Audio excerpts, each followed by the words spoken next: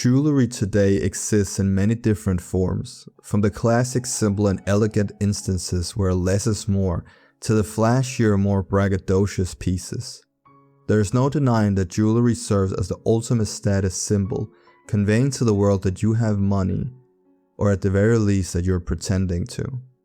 Today we're looking at one of the most famous and recognizable companies in this space.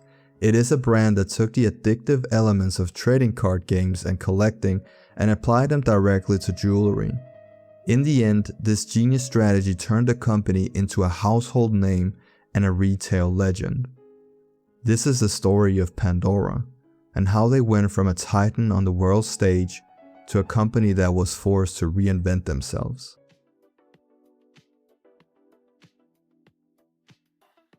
To understand how Pandora became as big as they are, we have to start at the very beginning. In 1979, in the city of Copenhagen, Denmark, a young couple by the name of Per and Vinnie Enevoldsen acquired a small jewelry shop called Popular Smykker. Even though they had limited experience in the jewelry business, the shop turned out to be a massive success, and just a few years later in 1982, they moved their operations to a larger space in central Copenhagen. One of the key things that drove Pandora's early success was the radical different approach to the jewelry business. While most traditional shops imported raw materials and crafted their products in-house, Per and Vinnie found a different way. Through numerous trips to Thailand, they established strong relationships with local jewelry manufacturers, importing finished products back to Denmark to be sold in their stores. This hand-off approach to manufacturing completely differentiated Pandora from its competitors and gave them a massive edge. By 1987, Pandora decided to end their own retail operations entirely. They shifted to a wholesale model, selling their imported Thai jewelry to various independent jewelers across Denmark. This new focus became another major win, cementing their reputation within the industry. And that same year, they hired an in-house designer named Lone Fransen to help them transition from simply flipping imported goods to creating their own unique designs. Shortly after, Per and Vinnie made a bold, defining move. They permanently relocated to Thailand to set up and own their own manufacturing facilities, rather than relying on third-party suppliers. It was a controversial choice at the time, but Pandora realized that if they wanted to truly scale, they needed to control their entire supply chain. While Thailand offered an abundance of affordable labor, that wasn't the only reason Per and Vinnie chose it. They wanted to tap into something much deeper. Thailand's century-old history and tradition of master jewelry craftsmanship. For centuries, Thai jewelry craftsmen have developed a unique technique and style that are completely their own. One of the most famous ones is Niello jewelry, a special art form where black enamel is inlaid into engraved silver. When you look at examples of this work on display, it is impossible not to be impressed by the sheer level of craftsmanship, just as Per and Vinnie must have been back in the 80s when they first stumbled across it. Beyond their metalwork, Thailand is globally renowned for mastering the delicate art of cutting and heat-treating gemstones. For over 100 years, the province of Chanthaburi has been the world's premier hub for the trading and treatment of rubies and sapphires. By moving their production directly to Thailand, Pandora placed themselves right at the source of these raw materials, allowing them to secure the highest quality gems at the absolute best prices. But for the Thai artisans, crafting jewelry is about much more than just business. It is a matter of immense cultural pride. In Thailand, jewelry crafting is viewed as a highly respected, prestigious profession.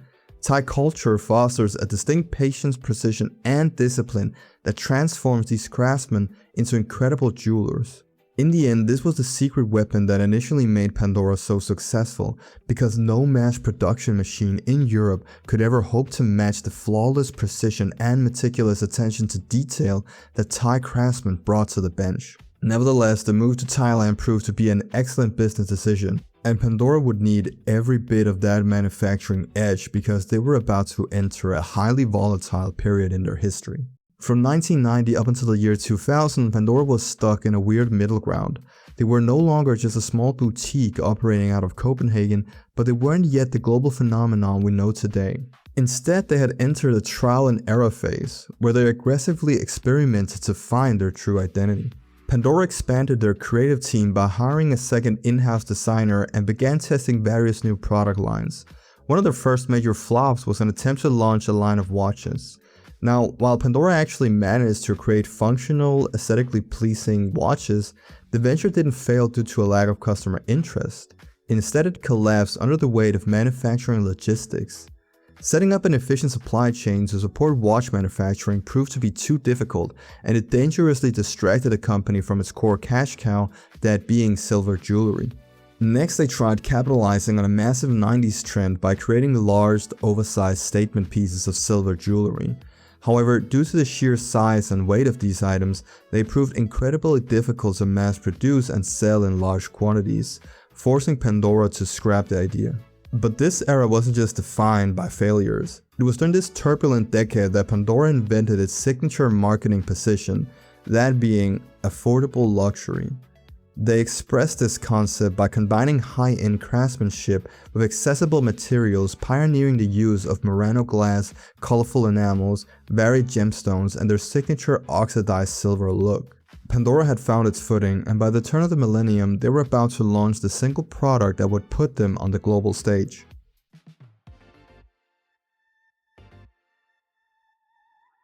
In the year 2000, Pandora had an idea for a radical new product, that being a charm bracelet. But this wasn't just any ordinary bracelet, it was a customizable piece of jewelry that could be entirely personalized through small, interchangeable accessories. It was a bold concept for the time, and it almost didn't happen. Pandora's leadership deeply feared that the product might look too cheap or toy-like. Furthermore, they faced a massive engineering problem because they had to ensure that the individual accessories would stay securely on the bracelet without falling off, which would instantly kill the product's potential.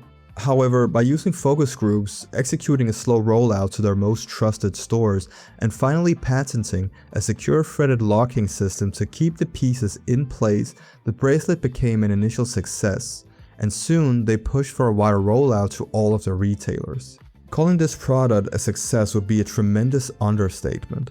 The Pandora bracelet, alongside its interchangeable accessories, which were dubbed charms, became an absolute cultural phenomenon.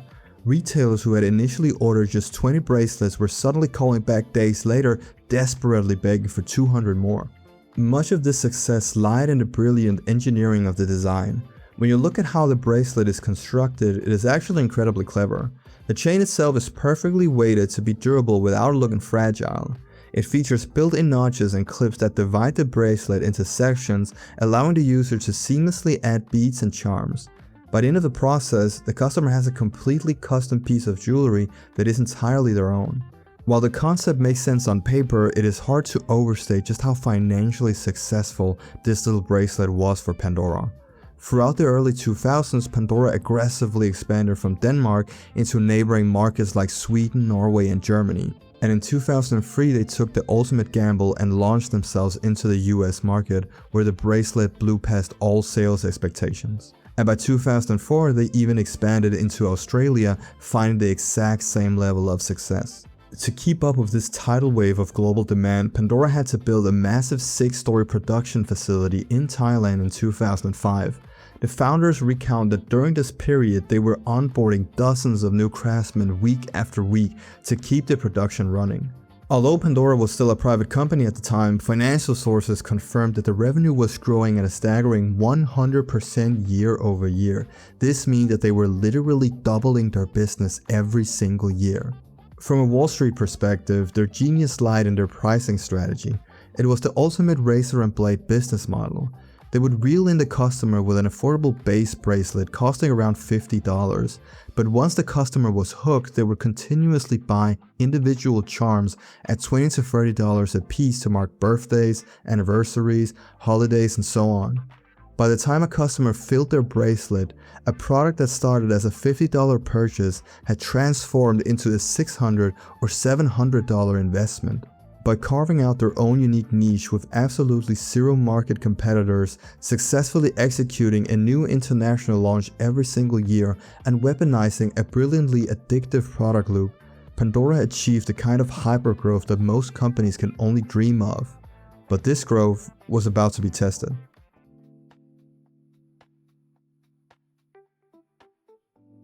In the mid-2000s, it seemed like absolutely nothing could stop Pandora. they began aggressively pivoting back into the retail sector by opening up their own dedicated flagship stores. This proves to be a brilliant strategic choice, as bypassing third-party retailers allowed Pandora to capture much higher profit margins. And in 2008, Pandora experienced a massive shift in ownership. The founders sold a 60% controlling stake in the business to Axel, a prominent Nordic private equity firm.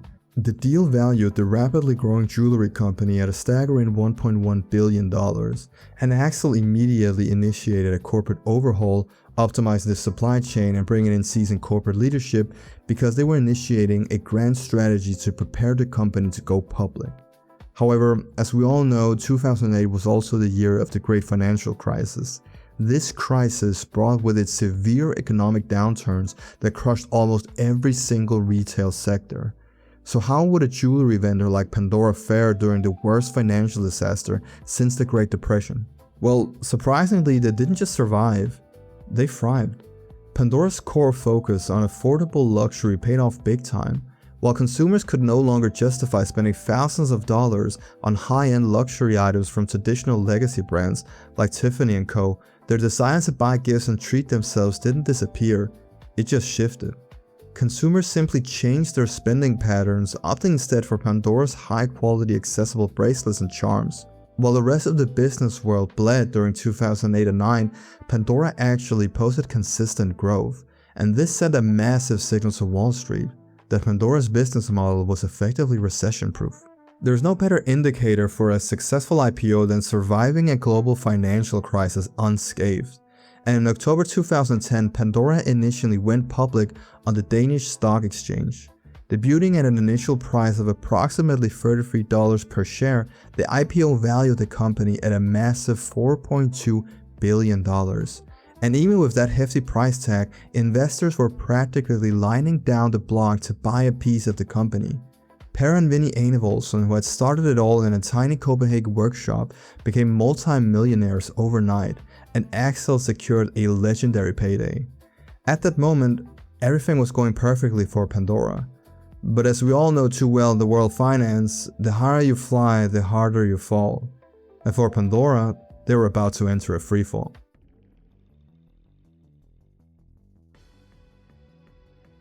Have you ever noticed that the best companies, the ones who actually care about and appreciate their customers, just completely change the moment that they go public?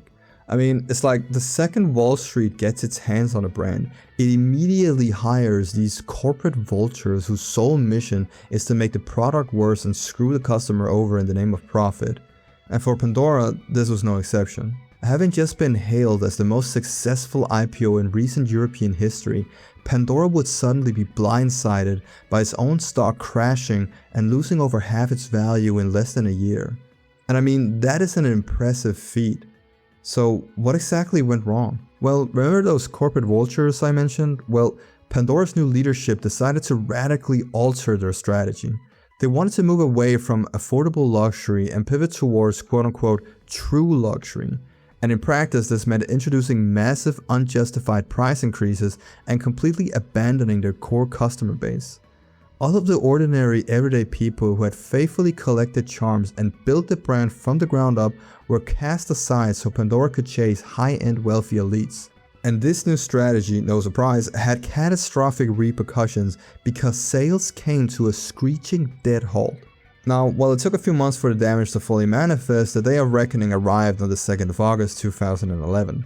Pandora issued a brutal profit warning admitting that sales were collapsing. Again, not down, but collapsing. Now, while it's normal for companies to experience market corrections, Wall Street saw this as a betrayal, and Wall Street does not take betrayal lightly. On the day of the announcement, Pandora's stock plummeted a staggering 65% in a single trading day, wiping out nearly $1.8 billion in market value. Overnight, the company went from this darling of Europe to being branded a fraudulent corporate bubble that had finally burst. I mean, even the CEO, Michael Venderen Olsen, was fired that same day, and the remaining leadership entered into absolute panic mode. I mean, just imagine being there. It must have been just completely chaotic. It's just chaos. To save the sinking ship, they brought in a veteran executive named Alan Leighton.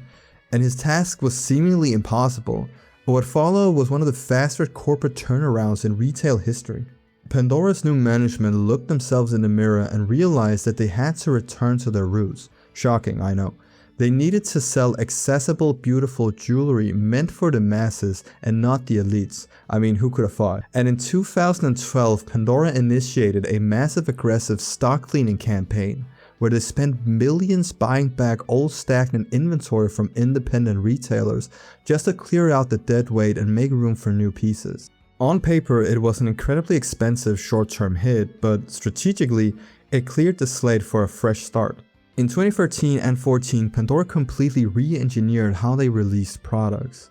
Instead of launching two massive, overwhelming collections a year, they shifted to a more light, multiple drop model, dropping 6 to 7 smaller, highly targeted campaigns throughout the year at highly reasonable prices. This meant that every single time a customer walked into a Pandora shop, there was always something new to buy, causing repeat visits to skyrocket. But their biggest stroke of genius came in 2014 when they signed a massive partnership deal with Disney. By creating these exclusive, highly detailed charms featuring iconic Disney characters, Pandora unlocked a completely new demographic of global collectors. By 2015, the miracle was complete, and Pandora was Wall Street's darling once again. After bottoming out at a dismal $6 a share during the 2011 crash, the stock exploded to an all-time high of $125 per share by the end of 2015. That is a mind-blowing 113% year-over-year return every single year for 4 years straight, an almost unheard of metric for an already established retail company. But in the volatile world of global business, peace never lasts long.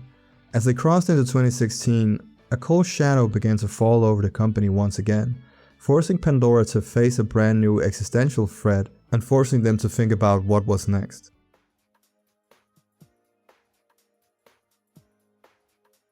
As the company entered 2016, they found themselves slipping into another severe downward trend. Realizing that the retail landscape was changing beneath their feet, Pandora made a massive strategic pivot and shifted their primary focus away from traditional brick-and-mortar stores and poured their resources into building a powerhouse e-commerce empire. And it turned out to be a good decision. By 2019, they had established a highly sophisticated, well-rounded digital platform designed to explode their online sales. And the timing could not have been more perfect because COVID-19 was about to hit the world. But just like during the 2008 financial crisis, Pandora managed to navigate this pandemic completely unaffected. And this was no coincidence. Pandora aggressively adapted by introducing an advanced virtual try-on room, allowing lockdown customers to see exactly how the jewelry they looked at would fit them from the comfort of their own homes. Even more impressively, they optimized their data algorithms. Pandora now knew exactly which customers preferred which charms, allowing them to deploy highly precise, targeted promotional material that triggered instant sales. By the end of 2020, while the rest of the retail world was suffering devastating low revenue numbers, Pandora emerged victorious, posting a massive 30% growth in online sales. And just when investors thought Pandora was out of surprises, they dropped a bombshell. In 2021, Pandora arguably made the biggest announcement in its corporate history. And that announcement was that they were completely abandoning mined natural diamonds and moving forward with 100% of their diamonds being lab grown. This sent a massive shockwave through the luxury and financial sectors because no major global jeweler had ever attempted this before, which made it an incredibly bold gamble. And while there was undeniably a financial incentive behind the choice since lab-grown diamonds are significantly cheaper to produce and global consumer demand for natural diamonds have been steadily plummeting over the years, Pandora did not waste such a brilliant opportunity to spin a narrative. They framed the decision as the democratization of luxury, arguing that high-quality diamonds shouldn't be reserved for the ultra-wealthy or a single wedding day. Everyone should be able to afford one, and quite frankly, this was genius. It was a masterful ethical statement. Was it a completely sincere one? I mean, well, no, I don't think so, but I mean, there's no denying that this was a defining moment for the brand. But Pandora wasn't done playing the sustainability card just yet. By 2023, they doubled down on this, announcing that they would transition to using 100% recycled gold and silver across all product lines. This massive environmental upgrade officially cemented Pandora as a true ESG darling in the eyes of Wall Street. And in the years following, they kept pushing the envelope with new initiatives such as integrating AI assistants into their mobile apps to help customers discover new charms and launching aggressive market expansions deeper into China and the United States, further cementing Pandora as the jewelry king that would not be dethroned by anyone.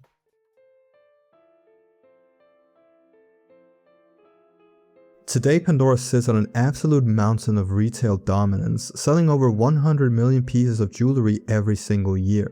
I mean, to put that into perspective, that is an estimated one piece of jewelry sold every 3 seconds. There's no denying that they have built a bulletproof business which is centered around one core mission: creating luxury for everyone. The story of Pandora is a wild corporate roller coaster. I mean, they have been tested by recession, a pandemic, risen to historic highs, and fallen victim to their own greed, only to completely reinvent themselves time and time again.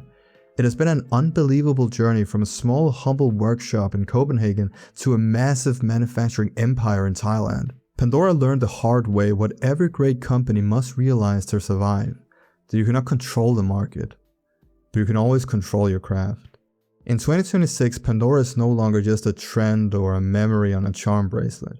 It is the living proof that luxury can be democratized. They took diamonds from the exclusive few and gave them to the many. They proved that the most important thing about a piece of jewelry isn't the steep price tag, but the story that it tells. If you've reached this point of the video, I just want to say thank you so much for watching. I hope you enjoyed the video, and also please leave a like and subscribe if you want to see more. This has been another tale from Wall Street, and I'll see you in the next one.